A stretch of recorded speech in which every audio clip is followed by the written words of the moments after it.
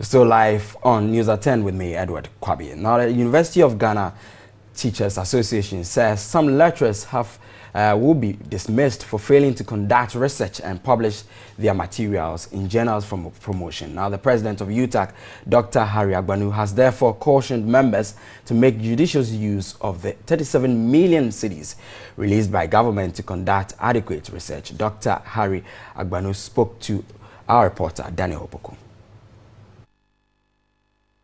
Already, government through the Ministry of Finance has released over 37 million cedis to pay the book and research allowance of tertiary lecturers.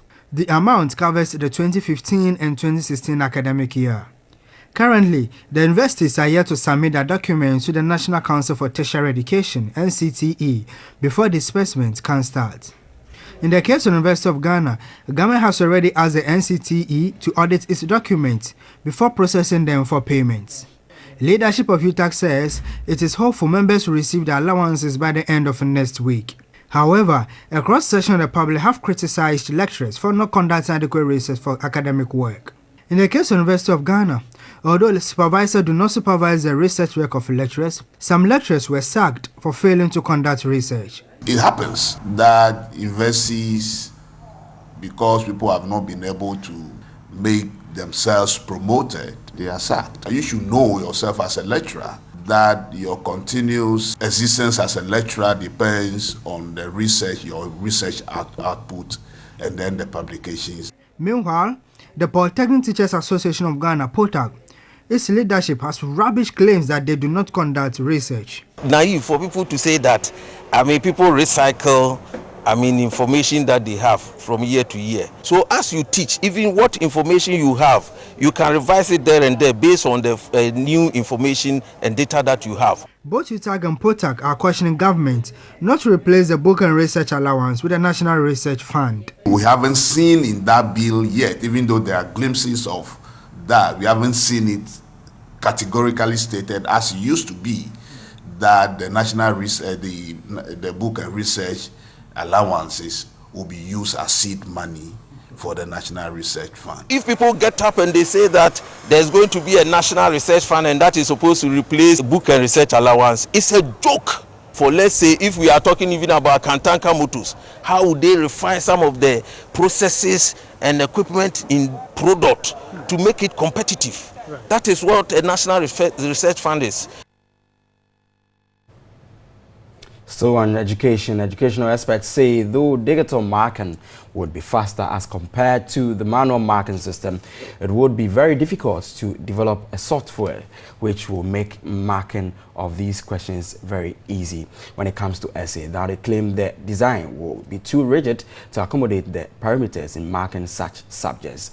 Now the West African Examination Council is looking at the use of digital marking to correct the issue of cheating in examinations. Experts say the issue of examination leakages and malpractices are fundamental to the West African Education Council. The president of the Accra Institute of Technology, AIT, Professor Clement Djidjonu, proposed the use of technology to eliminate the use of question papers.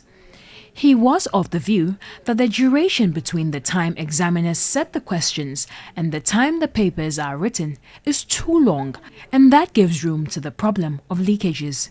You cannot solve the leakage problem unless you eliminate these numerous stages and then a lot of people handling the paper at various stages. He said digital marking cannot solve the problem of poor invigilation that will allow students copy during an examination.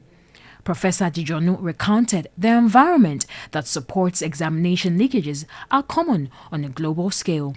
He predicted it would just be luck if the BECE did not record any examination leakages this year. By the end of the week, we don't have any leakages, pure luck. So you cannot continue to run the system based on luck. You see, if there's a leakage, it would also not be surprising. That is the regime we find ourselves into now, mass leakage with mass cancellation. Annabelle Osei-Tutu, a counseling psychologist at the University of Ghana, also admitted that it would be a good idea if the digital examination machine would be used to grade multiple choice since it's already been done worldwide, but added she was not sure of any sophisticated software that can mark essay questions. We've seen over and over again, when you are marking essays, you pick one script, you have your marking scheme. But one student, clever student, has answered it in a way that it goes even beyond your marking scheme. And that's where your flexibility will come in.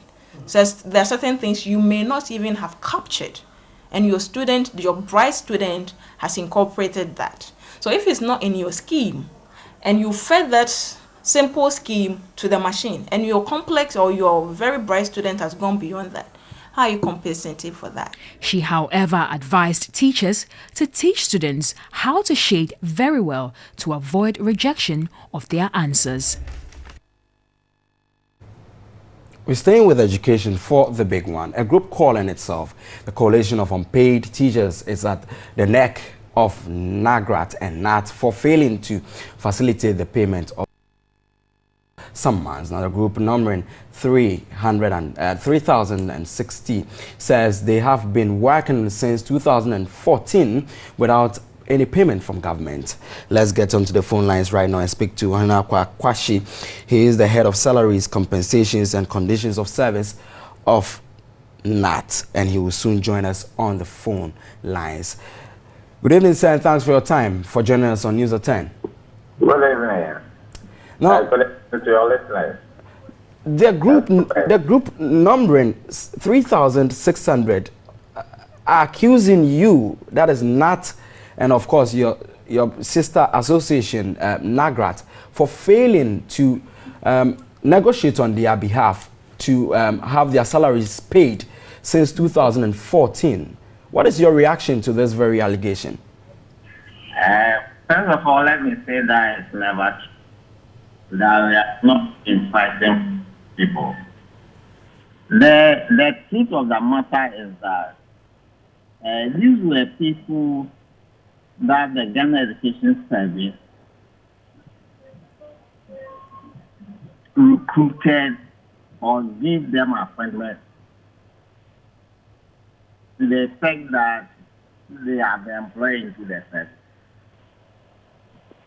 And when the issue came up, the Ministry of Finance asked the audit service, Ghana Audit Service, to go to the court to do further investigation. Indeed, it came out that as many as 2,000 of them did not even have appointment letters. Again, there were others who had appointment letters but without financial clearance. And I guess as they heard that they were going to Ministry of Finance to issue financial clearance to them, Ghana Education Service and their absence also approved or issued some appointment letters to a sizable number of them. So this 3,600 people that we are talking about, we have three categories of people. People who are already have been given appointment letters, people who did not have appointment letters, and people who did not in any way constitute employees of Ghana Education Service. Mr. Ohinakwa. Yes, sir. Yes, your line is quite fluctuating. If you can position yourself well. Yeah, well, that's where I am. The best of service. Very well. You've made your point, but you are a member of NAT. What do you think should be done, especially they being teachers as well, to resolve this very impasse? Yes. You see, when somebody does not even have appointment letters, how can you see that the person should be employed or the person should be regularized into the service? So NAT is not willing to intervene for them? It's not about NAT. You see, Ghana Education Service and their assigns or their agents have done the wrong thing. And we want people who are in authority to be punished. Very but well. they have not done the right thing.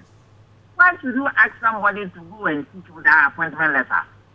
In the first place, the person is not an employee of the service. Very well. So how do you say that the person should be paid? But even apart from that, we are saying is that we as teacher employees, we are negotiating with Ministry of Finance and the Fair Wages and Salaries Commission to make sure that these people are regularized into the system. All right. You're grateful.